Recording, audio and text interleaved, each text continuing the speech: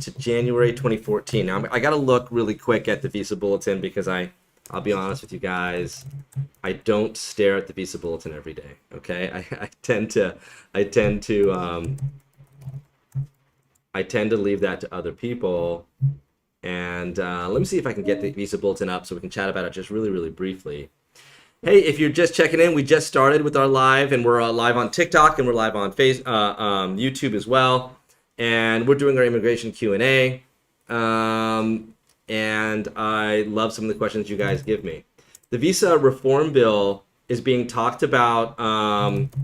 They're talking about putting some parts of it into the a reconciliation bill. Okay, so politics in America is like any place; it's wacky and it's very specific. And to do a law, you have to pass it through in America, the House and the Senate. And where we have problems is in this what's called the House.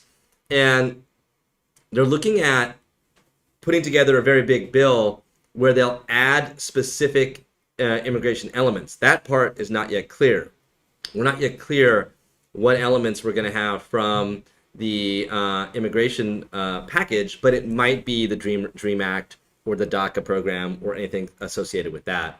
Those are the top, one of the top priorities in immigration is the Dream Act, and the other one is this sort of a farm agricultural bill. That's always popular with industries, I believe, and that's why it works that way. So what's happened is the most recent bill on transportation got stalled, and now they're just talking about putting everything into one big bill, which they call it a reconciliation. It's a specific language they use that can make it only a majority-only bill. Okay, very deep in American politics here, but that's what they're talking about right now. So I'm not sure what's going to happen exactly with that, because a lot of that is just me telling you what they're doing. It's not that I know somebody there or we're following it within an organizational context. It's been a mess.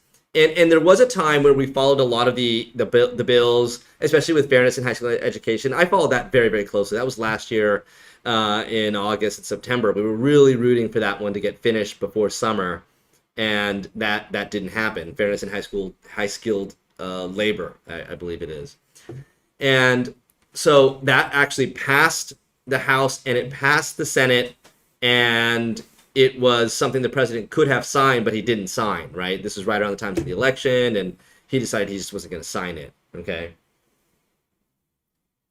So right now, in terms of the law, we are very careful about what we say and do, and we're not sure yet where it's going to go, okay? So that's kind of the way we look at current immigration. Hi, Clow78.5. Thanks for the hello. How are you? Do you think it get passed till the end of this year? So it's really a question of politics, whether a bill gets passed. And the question of politics means that whether the Biden administration puts more effort into getting whatever they want passed with an attitude of, well, just too bad we have to do this. And that's kind of what everyone's rooting for. They're rooting for the Democrats to simply say, we'll just do it our way instead of waiting for someone else and doing it the way that the Republicans want to do. So that's kind of what's been on the table right now, and we're waiting for that to kind of have more information. I have hopes that'll be passed this year, but I got to be careful about that. I'm not sure. Can a DACA recipient who's been in the USA for over 10 years marry a green card holder? Yes, you can. Sure you can. That's a great question. I'm going to explain a little bit more about that. Thanks, Istal Ha. How are you? Istal Ha. That's a lot of age you got there. All right. Istal Ha said, can a DACA recipient who's been in the USA for over 10 years marry a green card holder? Okay. So family-based immigration is pretty simple. Essentially, if you're married to somebody, your spouse, and your spouse has status, a resident green card, there's usually a 2-step, sometimes a 3-step process for you to go to get your green card, okay? 2 or 3 steps. And that all just depends on your manner of entry. If you enter the United States legally and you marry a citizen, you can get a green card inside the United States anytime in the future, subject to being clean and some other things, right? But the immigration status is not a problem, that's my point. In this question, is Talha, can a DACA recipient who's been in the USA for 10 years marry a green card holder? The answer to that is yeah.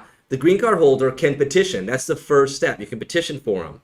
The problem is you most likely need what's called a waiver of unlawful presence. Okay, a waiver of unlawful presence is a 601A application. That can be done here, followed by an interview back home at your consulate. Okay.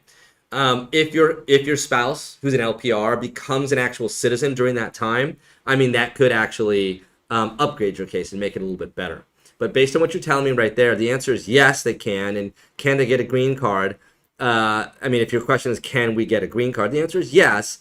It will be a little bit dependent on some factors, and the timing of it will matter, and where it's done will matter. Okay. But the short answer is yes. And you should talk to an attorney right away. Don't wait. Don't delay on those things. There's a lot that can be done, and it takes a long time.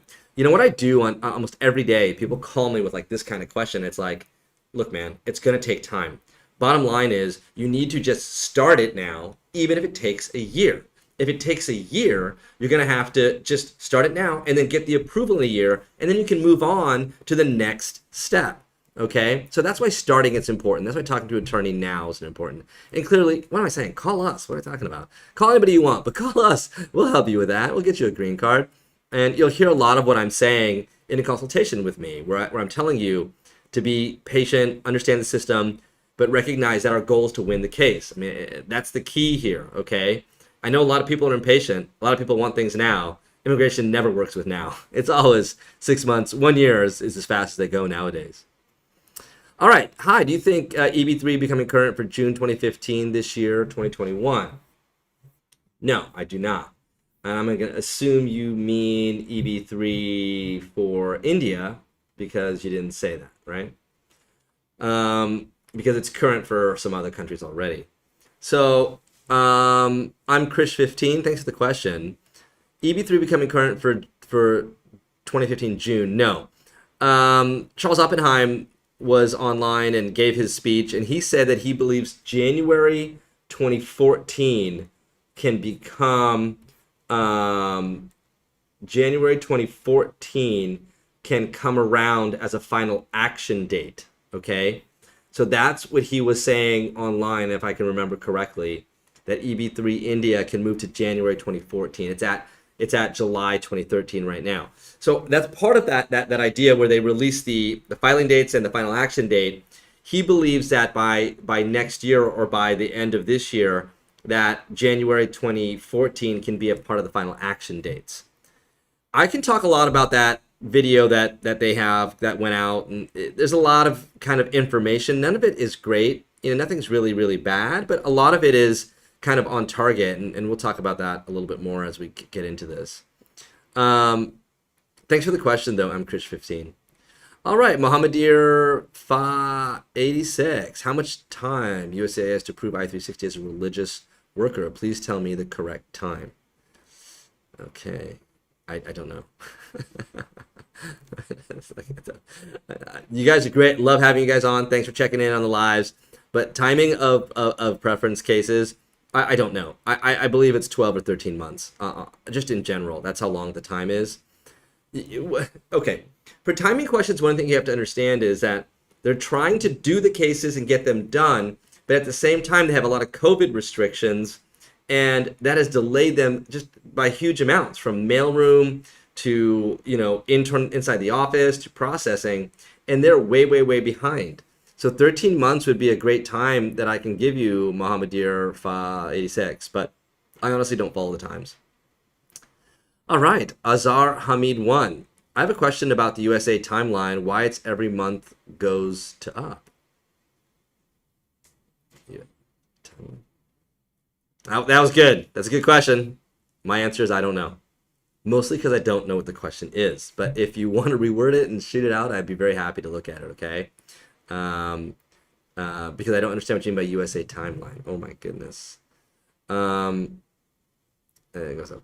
Can I become a citizen with a felony on my record? Hey, that's a question by somebody out there. So, yeah, short answer on that is maybe, okay? Depends on what the felony is. So, for example, in California, one drug crime can be deferred, and drug crimes are typically felonies. If the felony was prior to 2011 or June 14th, 2011, There was a Federal First Offender Act for specific kinds of drug crimes, single possession or something less than a single possession. There are waivers for certain felonies. 212H has some waivers. Obviously, 212C is a very, very old law, but it had some waivers as well.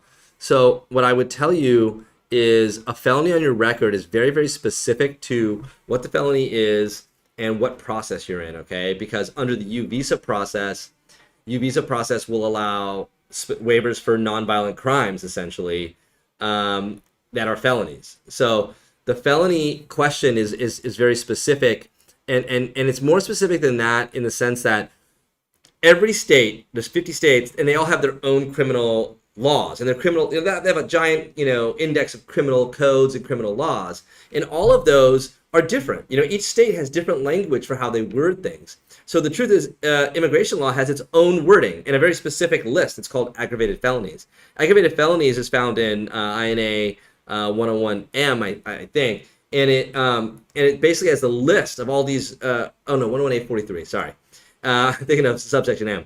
101A43 is your list of aggravated felonies, and there are a whole bunch of different aggravated felonies. And those aggravated felonies, some of them are just permanent bars to everything, while others might be a bar to some things, okay? So if you have a felony on your record, you should go through a process with an attorney, and it should be an immigration attorney who's going to look at your certified conviction records, review it in the context of what it might be, and give you an opinion based on that, okay?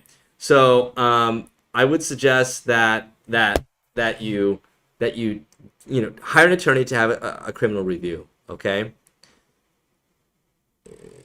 Istalha had a follow-up. If yes, what's the process?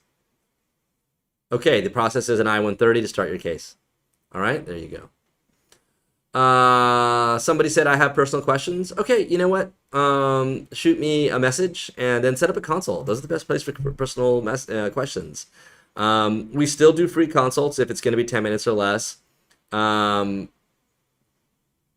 it. Vishnu V, do you have it? I do have it. All right. I mean, that's something my wife asks all the time, and the answer is yes, I do. I have it. All right. All right, Vishnu V, sure. What's the standard format for NIE documents? Well, I'm not going to tell you that, actually. That's a trade secret. What I mean by that is what's the standard format for NIE documents means how do you do it? An NIE is a filing that goes to consulates, and you need to know what that consulate wants to know and what that consulate wants to see. We have the experience of doing that, and so that's why we would do that. The how do you do things question, hey man, I don't answer those all the time, mostly because we're not a do-it-yourself organization, right? If you have to file an NIE and you want to do it yourself, research online, you might be successful, you might not. I mean, it just depends on what you're saying and sort of how it looks, okay?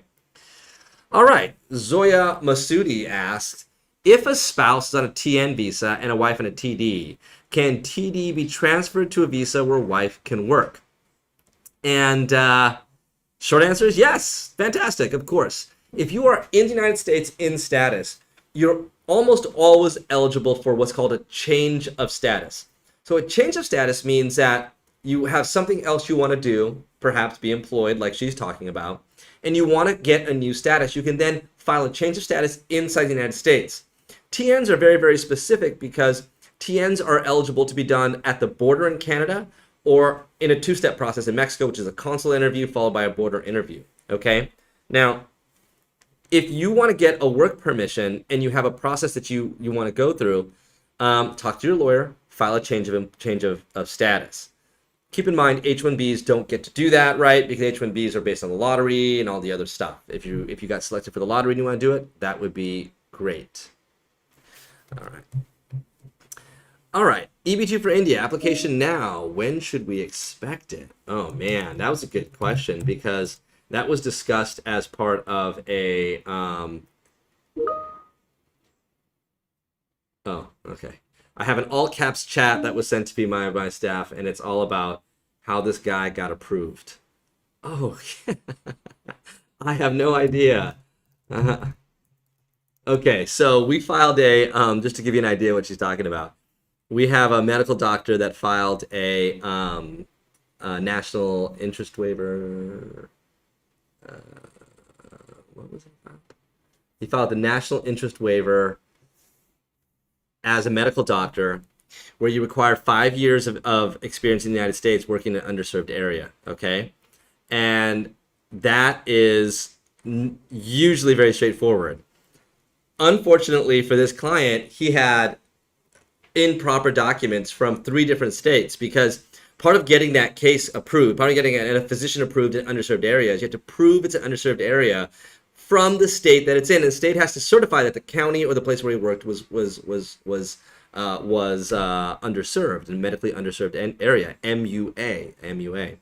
So one of the problems we had was that he worked in an Atlanta General Hospital, but it was outside of Atlanta. Now, Atlanta is not a medically underserved area. It's a giant, city. It's one of the what, I don't know, maybe top 20 city in the United States, population wise. So we had some problems with that, and the state of Georgia eventually gave us a bizarre letter that said that hospital he worked at is Atlanta General Hospital, but he worked in an area that was underserved, and it wasn't very, very clear about what happened. So it was pretty exciting. So we'll be talking to him and finding out how we're going to do this. But yeah, great job, Tanya and Ida. I have to tell my team great job because they did a really good job. When should we expect the EB2 for India? Okay, so your question, Shubha MGBT, was EB2 for India application now, which we expected. Okay. So EB2 for India is at June 1, 2011.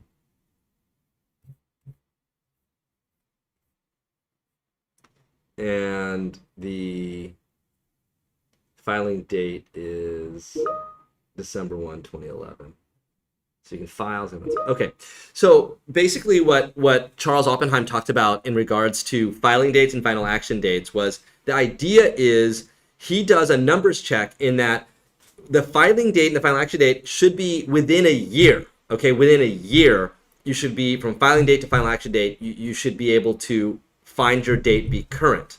So if you filed your EB2 India now saying that you were on February 1, 2014, he's saying that it should be in a year that should be current, okay? I'm sorry, December 1, 2011. So that's what he's saying from filing dates to final action dates. Now that is really, really difficult because it's all about guessing about how many visas are going to be used. Right now, they're clearly not going to use up all the visas. They're going to leave almost 100,000 visas on the table for this fiscal year, 2021.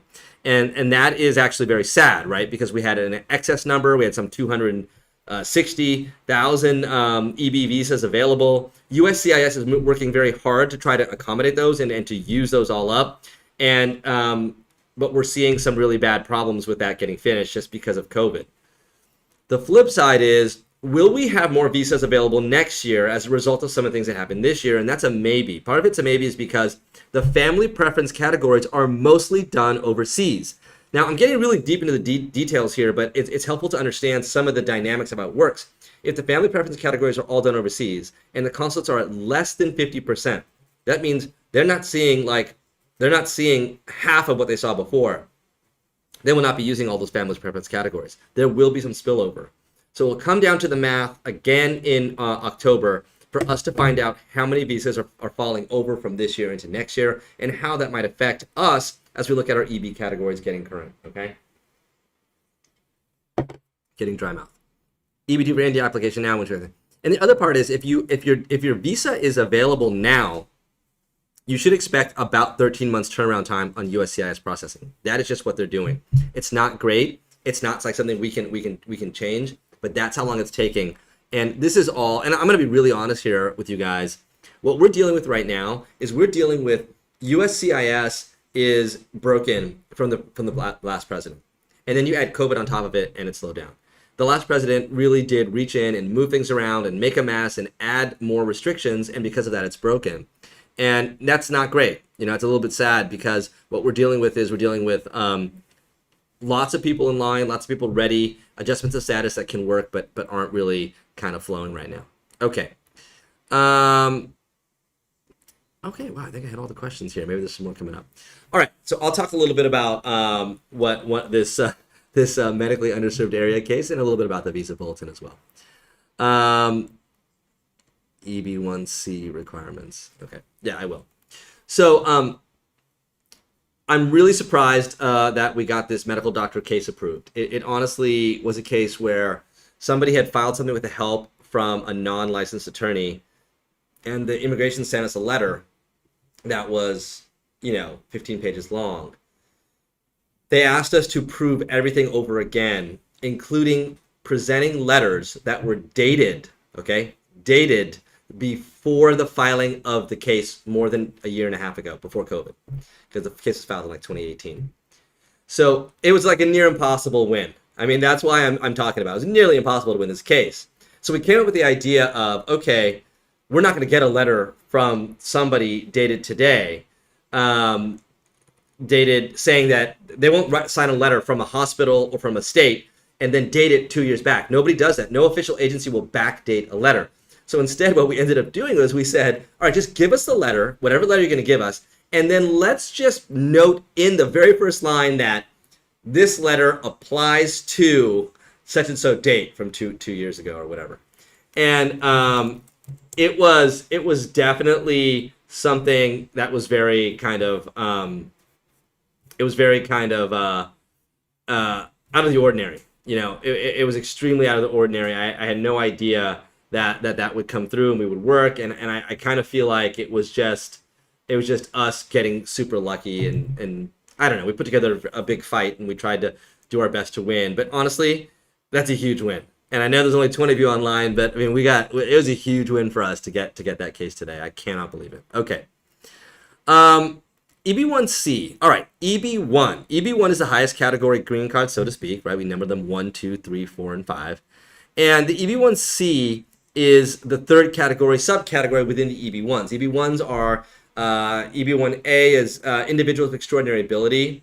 EB1B is outstanding researchers. And EB1C is multinational executives. All right, now, the multinational executive is a category where normally you have an L1A visa. Normally. It just seems to be the norm. It's not required, but it does help, right? And you have an L1A, which shows that you were within the company, you'd worked for more than a year or two, and overseas, you worked for 3 years out of the last 5, and 1 year out of the last 5, and you were going to transfer to the United States to be a manager here, international executive manager, L1A. The EB1C requirement is that you have worked in the United States for a year and you can show that you're of executive nature and status. Now, the problem with the EB1C is they have a test which is looking at your executive nature and how much do you have that involves the daily operations of a branch, unit, or the entire company. And I have had EB1Cs go off the rails, just difficult, many questions, issues regarding the type of staffing, where the staff was located. And I've had EB1Cs go no problem, right? Where we show that the head of an R&D team leads the team, represents the team, sets the goals, strategies, and the budgets for that team. And as such, they are the executive in charge of the team.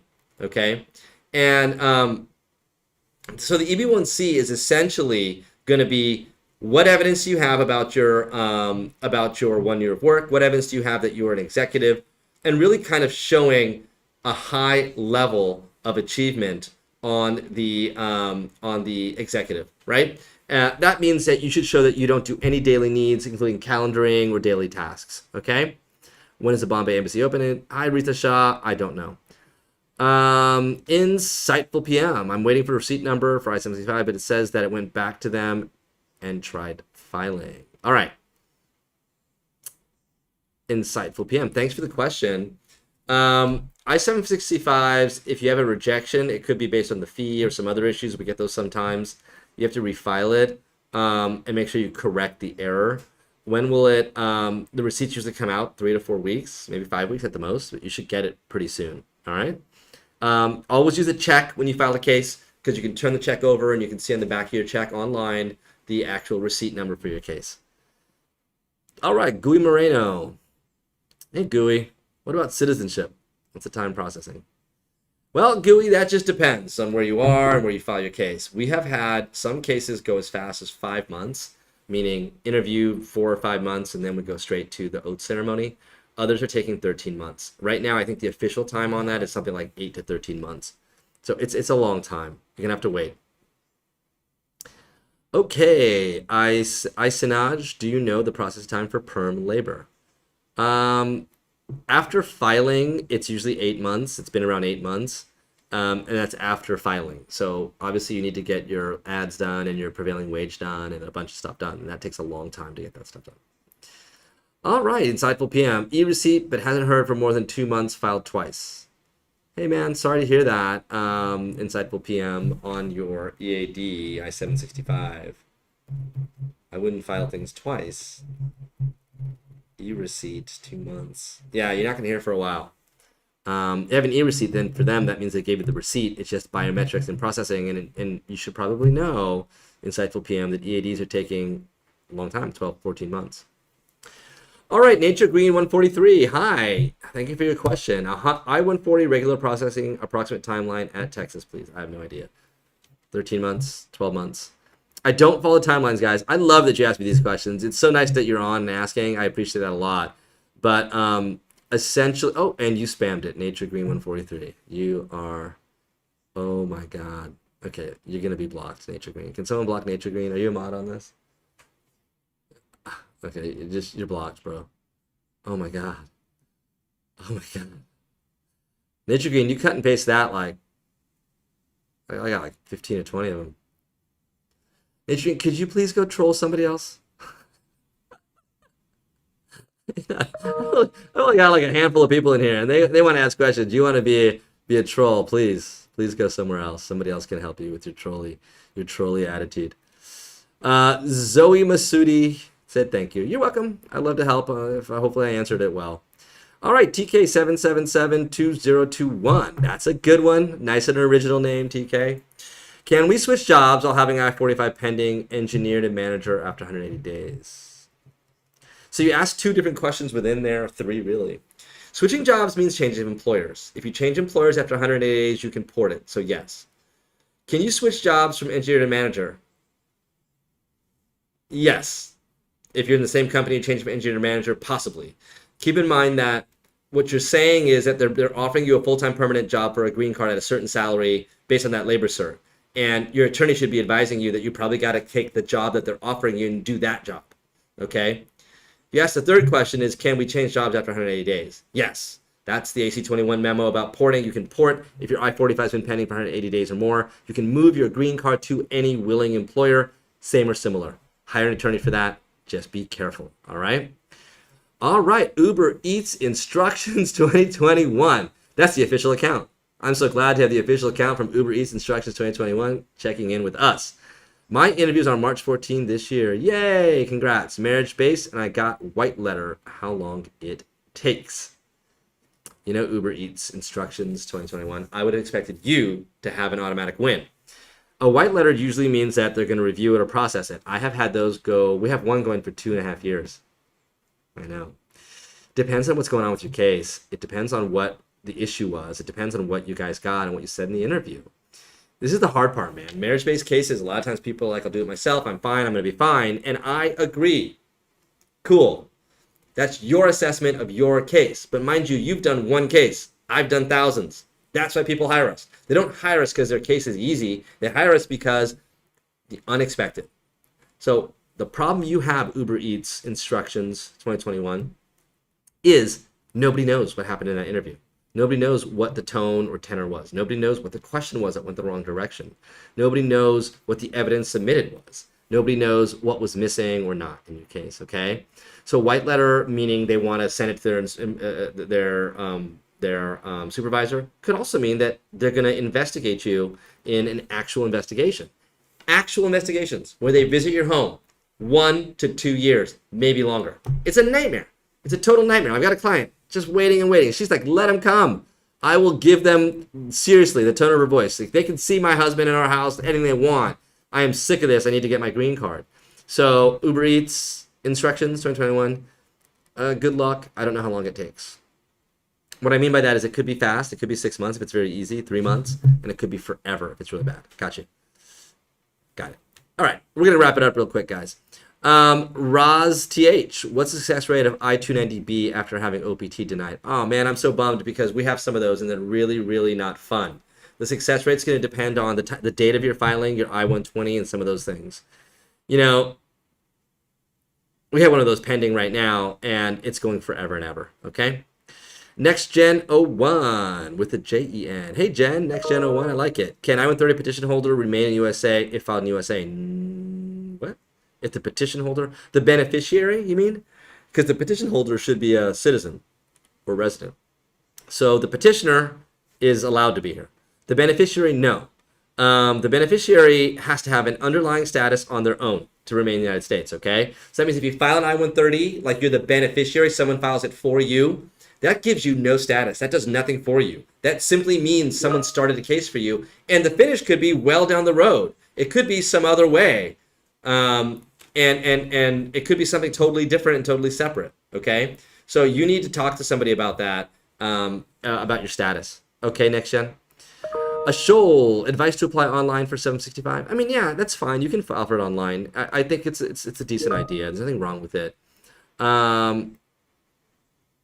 And what I would only say is that, you know, that I-765 is taking forever. It really is. And, you know, we do both online and mail filing, just depending on what the case is, the circumstances, but that's what we do. Next Gen 01, you hit the button again and again. That's okay. I answered your question. And then Nature Green really, really bugged the crap out of me with that. We'll have to find a way to block you, Nature Green 143. All right, so guys, we're here. Give us a call if you want to do a consult with me. Our phone number is 833-994-6655. Again, it's 833-994-6655. 833-994-6655. Call to get a consult with Gig Law. We do telephone consults. We do Zoom if necessary. And obviously, if people want extended or more detailed consultations, we do those as well. I mean, we have to charge a fee for that because time is money. You know how that works. But basically, that's how our system's set up right now. I filed for my husband in 2017. I'm green card holder. Still, he is not here. I'm so sorry to hear that. You know, you got to go through the two-step process to get to the finish line, okay? And the two-step process is I-130 petition approved, then overseas consulate process, and it takes time. Chaitu Sri submitted. Do I get an I-797? If you submitted your documents, you get a you might get a C or something, but it doesn't really matter. Your employer gets one, and then your attorney gets one, and those are the ones that you're going to use. You have to take the original either from the attorney or the employer to do anything. Hi, Rosie Bell. Thank you for saying hi to me. How are you? I like your French beard. Oh. Thanks, Pentlint. I'll have to look you up and see if I like something. Ashol, sorry if I posted before. Advice to apply online for EAD, first time option this year. Look, again, like you can do it if you want to just do it. We do both. The problem isn't going to be you're filing for that. It's going to be like the guy asked the question earlier, like, when am I getting this? When am I getting this? When am I getting this? It just takes a long time for all that to come through, okay? So my advice on whether you should file with the online, yeah, why not? It reaches them faster, it skips the mailroom, and it all gets in there. So, I mean, in a way, it's probably better. But there is no speed up or better process or a way for you guys to, like, sort of shortcut the system. If you file online, I think it's just as good as filing in the system by mail, okay? Everybody here, I always... Rosie Bell, I filed for my mom, finally got an interview in March this year, and they held her passport. What to think? Oh, that's good. Did she have an interview overseas? They're putting the stamp in the passport. That's good, usually, when they keep your passport, Rosie. I hope that she's going to get it. I hope that works out for you guys. Wow, more questions. I'll try and wrap up real quick. Aghumata, my priority date is current. New employer is yet to file perm and need to file extension. Ideas? Yeah, man. I got a great idea for you, just for you. What are you doing, man? Hire an attorney who knows what they're doing. File that 485 from your old employer and then port it after 180 days. There's my idea. And that's a trick.